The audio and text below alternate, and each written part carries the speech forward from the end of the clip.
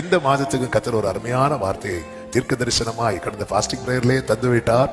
எசேக்கியேல் 34:29. நான் அவர்களுக்கு கீர்த்தி பொருந்திய ஒரு நாட்டை எழும்ப பண்ணுவேன்.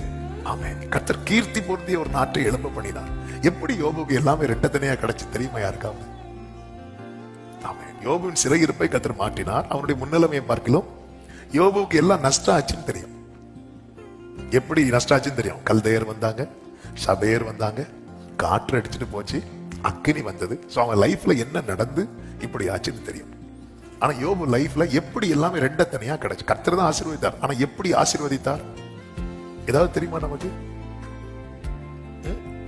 தெரியாது.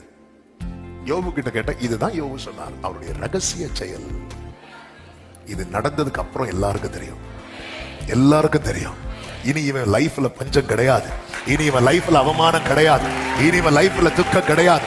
இனி இவன் லைஃப்ல சாம்பல் கிடையாது. இனி இவன் லைஃப்ல எத்தனை பேர் விசுவாசிக்கிற இந்த காலை வேளையில கர்த்தருடைய ரகசிய செயல் என் கூடாரத்துல ஆமென் சொல்லுங்க பார்க்கலாம்.